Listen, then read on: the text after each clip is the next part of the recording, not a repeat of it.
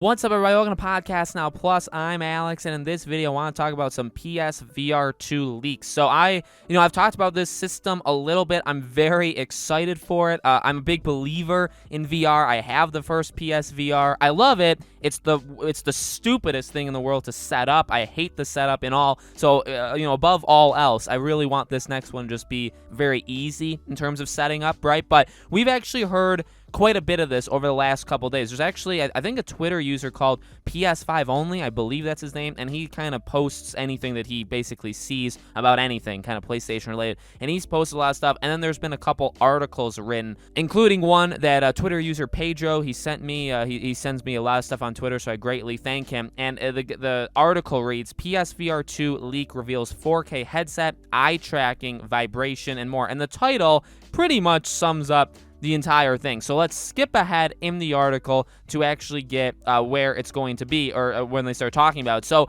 according to an inside source at Upload VR, the PSVR 2 will feature a 4K resolution inside its new headset. What's more, the device will reportedly boast a new eye tracking functionality, allowing players to simply look at the game work to interact with it. Should this prove correct, Sony's new VR reality machine for the PS5 will be one of the highest resolution devices on the market, just behind the HP Reverb G2, which I have no idea what that is. But moving on. If that wasn't enough, a new motor will allow the DualSense's incredible haptic feedback to take place inside your headset for added immersion. And onboard cameras inside the device will manually track controller position, eliminating the need for a complex setup. Although past rumors suggested that the PSVR 2 may be wireless, which we'll talk about that in a second, this new leak suggests the opposite. Thankfully, it seems will only require a single USB Type-C connection between the console and the PSVR 2. Of course, it's likely that it'll be PS5 exclusive thanks to its need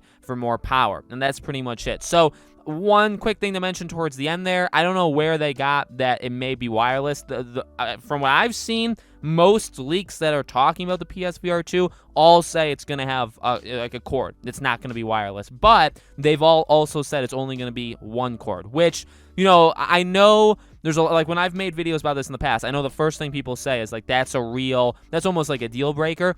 I get it, but at the same time, I also kind of don't get it. But maybe it's because, well, two things. We have like the Oculus Quest, or one of the Oculuses. I don't know which one it is because I don't really use it all that often. But like, it is amazing to not have to plug anything in, to literally just charge it, press the on button, and you're in, right? I do understand how amazing that would be. But at the same time, like, it runs through the PS5. Like, it needs the PS5 to operate. So like, I understand it. You know what I mean? Like, I kind of get it. And like I said in the beginning of the video, compared to the god-awful setup of the PSVR. So, like, I'm not exaggerating when I say the PSVR has maybe, like, 8 different plugs. And it is just, I have to still keep now, I haven't plugged it in probably close to a year or more, okay? But I still have the user's manual for it because I don't have trust in myself to remember what everything plugs into, because there is just so much that goes on with all that. And that, by the way, if you want to like capture your footage, oh, good luck, because I don't even know how to do that. If you want to live stream a VR session through PS4, again, good luck, because I don't know how to do that. So like, there are a lot of issues that I think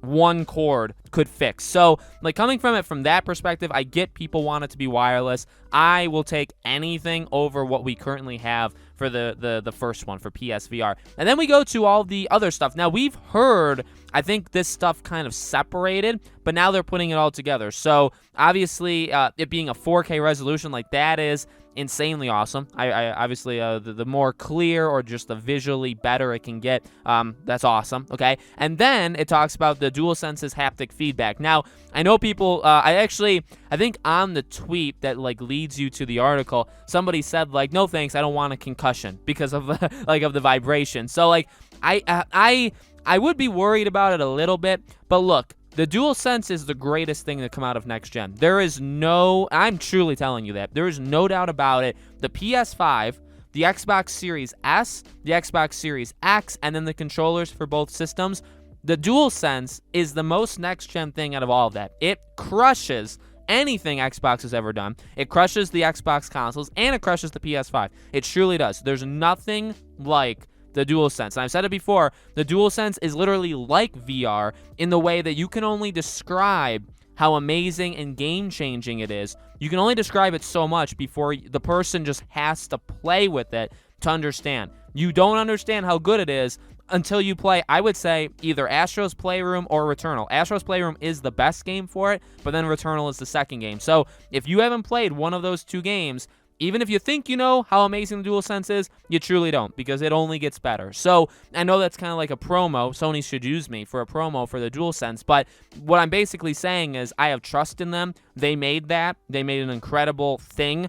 I think they could do it in your head. Now, yeah, it could result in some pretty horrible things. I mean, just generally, it doesn't. It could definitely make you dizzy and all this other kind of, which the PSVR, you could argue, maybe does to some people. It doesn't to me, but I know it can to some people. So I understand the risk there, but I mean, if there's a way, basically just make it more immersive. And you could with the first one, you could plug in like the headphones into part of the VR system itself, and then you plug the headphone, or you obviously put the headphones in your ears. If there's a way to like kind of combine all of those things into just some amazing package where you have the amazing like kind of a 3D audio that they always talk about, right? Just like the amazing audio that Sony's capable of doing, where you really feel like you're in it and you're experiencing all the things. And then you have the actual, game itself, and then you have the DualSense, thing. Not only now, I don't know if the controllers will be able to do it, but at least in your head, I think it can be absolutely incredible. So, again,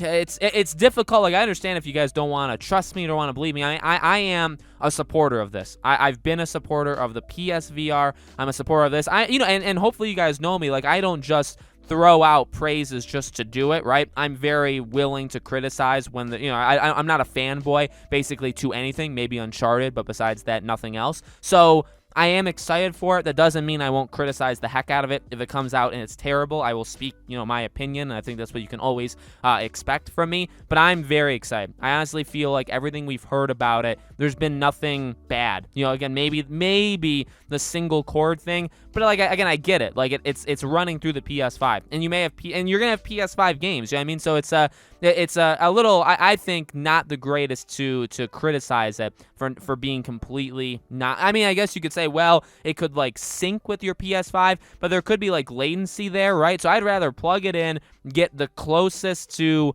like nothing dropping. You're like everything's happening in real time. Just things like that. I think if you were to do it where you like pair it, there could be some sort of delay where the game's running faster than the VR system can go, or the other way around, and I wouldn't want that, okay? So that's the leak. Hopefully it's real. Hopefully we get something on the VR soon. Probably, I would say, towards the second half this year, because then it would release sometime in 2022. So let me know in the comments below, guys. What do you think? Are you excited for it? Did you have the first PSVR? Would you get the second one? Let me know. As always, make sure you guys are subscribed to this channel. Hit the bell icon so you guys know when all these videos go up. I do a brand new video on this channel every single day, and so I hope to see you guys for tomorrow's video.